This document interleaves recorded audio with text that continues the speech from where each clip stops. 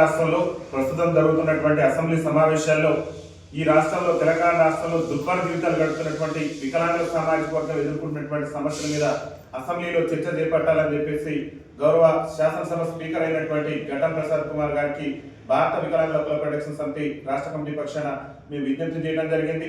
ముఖ్యంగా తెలంగాణ రాష్ట్రం ఏర్పడి 12 సంవత్సరాలు పూర్తిగా వస్తుంది.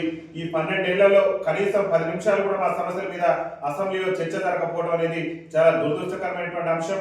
తెలంగాణ రాష్ట్ర సాధన ఉద్యమంలో మా వైకల్యాన్ని సైతం కూడా లెక్క చేయకుండా తెలంగాణ రాష్ట్రం వస్తే మా బతుకులు బాగుపడితే మాకు కూడా ఉద్యోగ ఉపాధి అవకాశాలు వస్తాయని చెప్పేసి ఆనాడు వైకల్యాన్ని సైతం కూడా లెక్క చేయకుండా ఇవాళ వికలాంగుల సమాజం తెలంగాణ రాష్ట్ర ఉద్యమంలో క్రియాశీలకమైనటువంటి పాత్ర పోషించినప్పటికీ కూడా తెలంగాణ రాష్ట్ర అసెంబ్లీలో నేటికి కూడా కనీసం 10 నిమిషాలు కూడా చర్చ జరగకపోవడం అంటే వికలాంగుల సమాజం పట్ల రాజకీయ పార్టీలు ప్రదర్శిస్తున్నటువంటి వివక్షకు ఒక నిదర్శనం అని చెప్పేసి గౌరవ అసెంబ్లీ స్పీకర్ గారికి మేము విజ్ఞప్తి చేసినాం.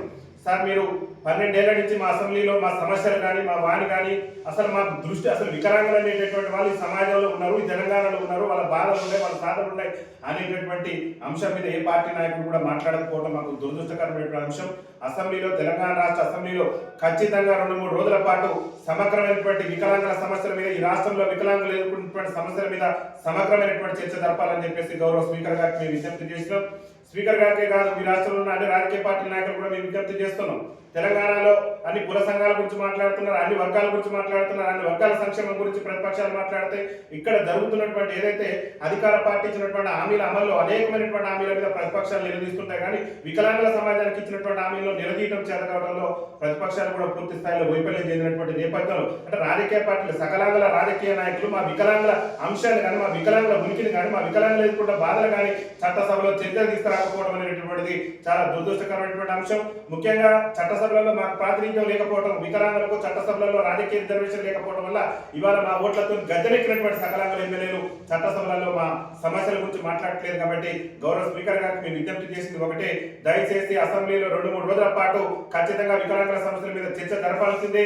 వికలాంగుల సమస్యల పరిష్కారాన్ని కూడా ఈ రాష్ట్ర ప్రభుత్వం కృషి చేయాల్సిందే. ప్రశ్నించవలసినటువంటి ప్రతిపక్ష పార్టీలు కాంగ్రెస్ పార్టీ వాళ్ళ మేనిఫెస్టోలో పేర్కొన్నారు. కాంగ్రెస్ పార్టీ అధికారంలోకి రాకముందు తెలంగాణ రాష్ట్రంలో ఎన్నికల మేనిఫెస్టోలో పెట్టారు, మేము అధికారంలోకి వస్తే వికలాంగుల పెన్షన్ 6,000 రూపాయలు చేస్తున్నారు, రాష్ట్రంలో వికలాంగుల అట్రాసిటీ చట్టాన్ని అమలు చేస్తున్నారు, రాష్ట్రంలో వికలాంగులకు ఉచిత ప్రయాణ సౌకర్యం కల్పిస్తున్నారు, రాష్ట్రంలో వికలాంగుల సంక్షేమ శాఖను ప్రత్యేక శాఖగా కొనసాగిస్తామని చెప్పారు. అనేకమైనటువంటి హామీలు మును బెట్ట హామీలు ఇచ్చినటువంటి ఈ రాష్ట్ర ముఖ్యమంత్రి గారు ఒక్కటంటే ఒక్క హామీ కూడా వికలాంగుల సమాజానికి ఇచ్చినటువంటి ఒక్క హామీని కూడా నెరవేర్చకుండా ఇవాళ 2 సంవత్సరాల పరిపాలన పూర్తి చేస్తే మరి ప్రశ్నించవలసినటువంటి బీఆర్ఎస్ పార్టీ ప్రధాన ప్రతిపక్ష పార్టీ ఈ రాష్ట్రంలో ఉన్నది. మరి ఏ రోజు కూడా కనీసం చర్చకు కూడా మీరు ఒక స్పీకర్ ఒక నోటీస్ కూడా ఇవ్వనటువంటి పరిస్థితి ఈ రాష్ట్రంలో ఉన్నది. అదేవిధంగా బీజేపీ పార్టీ మీ జాతీయ పార్టీని గొప్పలు చెప్పుకుంటున్నటువంటి మీ రాజకీయ పార్టీ కూడా మరి ఎందుకు అసెంబ్లీలో మా సమస్యల గురించి మా బాధల గురించి మా వేదన గురించి ఎందుకు నోటీస్ ఇవ్వలేదని చెప్పేసి భారతీయ జనతా పార్టీని అడుగుతున్నాం. ఎంఐఎంలు కానీ సిపిఐలు కానీ ఎవ్వరు కూడా కనీసం అసెంబ్లీలో మా వారి కానీ మా సమస్యల మీద కనీసం చర్చ కూడా జరపకుండా ప్రశ్నించాలి, ప్రభుత్వాన్ని ప్రశ్నించాలి, ఇచ్చిన హామీలు అమలు చేసినటువంటి ప్రభుత్వాన్ని ప్రశ్నించవలసినటువంటి ప్రతిపక్ష పార్టీలు ఇవాళ మౌనంగా మరి మౌనాన్ని ప్రదర్శిస్తూ మా ఉనికిని ప్రమాదకరం చేసినటువంటి సందర్భంలో వికలాంగుల సమాజం వల్ల గౌరవ స్పీకర్ గారికి విజ్ఞప్తి చేసినాం. స్పీకర్ గారు పార్టీలకు అతీతంగా చొరవ చూపి అసెంబ్లీలో ఒక ప్రత్యేకమైనటువంటి చర్చ తీసుకొచ్చి ఈ రాష్ట్రంలో వికలాంగులు పడుతున్నటువంటి బాధలు, వికలాంగులు పడుతున్నటువంటి వేదనను గుర్తించి మరి స్పీకర్ గారు ప్రత్యేకమైనటువంటి చర్చ చేపట్టి వికలాంగుల సమాజానికి అభివృద్ధికి పాటుపడాలని చెప్పేసి మేము ముఖ్యంగా గౌరవ స్పీకర్ గారికి విజ్ఞప్తి చేయడం జరిగింది. అదేవిధంగా తెలంగాణ రాష్ట్రంలో 2024 డిఎస్సి నియామకాలు చేపట్టింది రాష్ట్ర ప్రభుత్వం.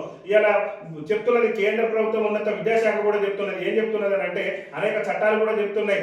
ఈ ప్రతి గ్రామాల్లో ఉన్నటువంటి ఉన్నత పాఠశాలలో కానీ హై స్కూల్లో ప్రాథమిక పాఠశాల ఉన్నత పాఠశాలలో ఖచ్చితంగా స్పెషల్ పీడీ టీచర్లు ఉండాలి, వికలాంగుల పిల్లలకు బోధించడానికి ప్రత్యేకమైనటువంటి ఉపాధ్యాయులు ఉండాలని చెప్పేసి మరి చట్టాలు చెప్తున్నప్పుడు కూడా ఆ విధంగా నియామకాలు కూడా జరగలేదు. ఆ విధంగా కూడా నియామకాలు చేపట్టే విధంగా రాష్ట్రంలో వికలాంగుల సమస్యలు పరిష్కరించి వికలాంగుల పెన్షన్లు పెంచి ఆర్టీసీలో మహిళలకు ఇచ్చిన మాదిరిగానే ఉచిత ప్రయాణం కల్పించే విధంగా, రాష్ట్రంలో వికలాంగుల అట్రాసిటీ చట్టాన్ని అమలు చేసే విధంగా, రాష్ట్రంలో వికలాంగుల బ్యాక్లాగ్ ఉద్యోగాలు భర్తీ చేసే విధంగా శాసనసభలో చర్చించి మా సమస్యల పరిష్కారానికి గౌరవ స్పీకర్ గారు కృషి చేస్తారని చెప్పేసి మేము ఆకాంక్షిస్తూ, ఒకవేళ ప్రభుత్వం కానీ రాజకీయ పార్టీలు కానీ మా సమస్యల పరిష్కారానికి కృషి చేయకుంటే రాజ్యాధికారమే లక్ష్యంగా భారత వికలాంగుల హక్కుల ప్రొటెక్షన్ సమితి ఆధ్వర్యంలో త్వరలో పెద్ద ఎత్తున రాష్ట్ర వ్యాప్తంగా ఆందోళన కార్యక్రమాలకు సిద్ధమవుతామని చెప్పేసి తెలియజేస్తూ వికలాంగుల ఐక్యత, వికలాంగుల ఐక్యత, చర్చించాలి అసెంబ్లీలో వికలాంగుల సమస్యలపై వెంటనే చర్చించాలి, అసెంబ్లీలో వికలాంగుల సమస్యలపై వెంటనే చేపట్టాలి. అసెంబ్లీలో 2-3 రోజుల పాటు వికలాంగుల సమస్యలపై చర్చ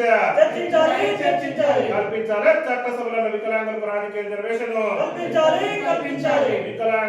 ఐక్యత వర్ధిల్లాలి.